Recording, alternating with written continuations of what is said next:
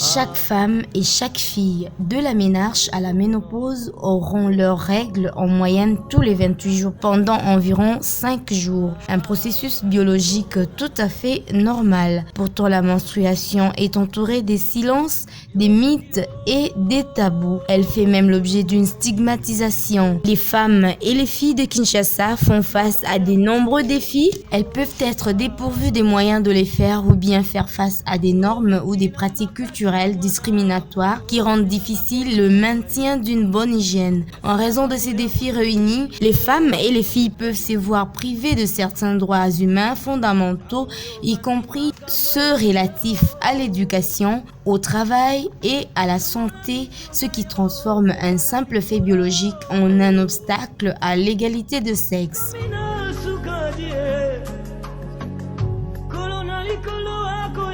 Dans le cadre de la campagne She Decides, nous avons approché les parents du quartier périphérique de Pacadjouma afin de mesurer leur implication sur la santé menstruelle de leurs filles. Je me nomme Maman Chantal, j'ai 2 filles, une à 23 ans et l'autre à 12 ans.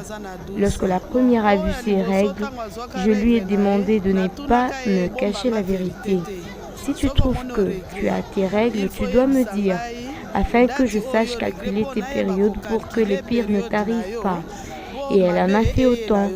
Je lui disais toujours de se mettre à l'abri des hommes pour se préserver pendant les mauvaises périodes.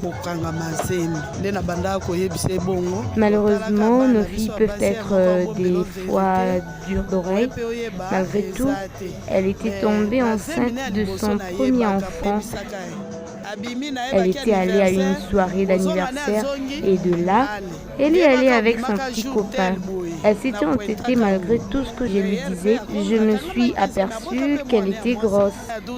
Celle de 12 ans, je l'encadre. Malgré tout, elle est en 5e primaire et je l'avertis en illustrant le cas de sa grande sœur afin qu'elle ne tombe pas dans le même piège.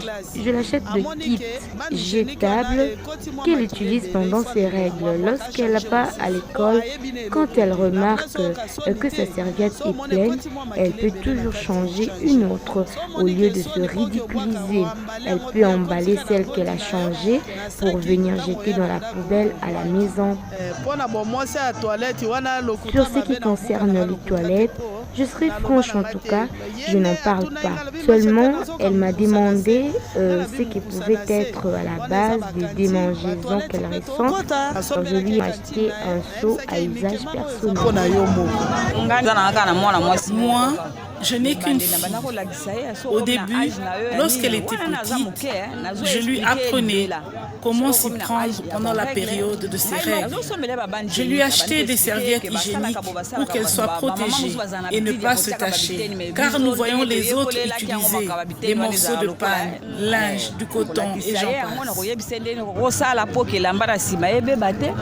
Je lui apprenais comme le faisait ma mère, en la responsabilisant devant ses actes et en l'orientant vers la prière.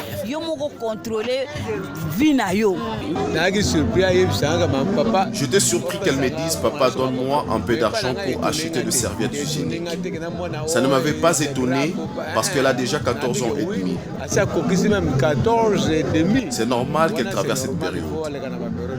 Nous savons que cette question, c'est plus les femmes qui s'en occupent. Mais pour moi, je fais un effort de briser le tabou qui existe sur la question de menstruation.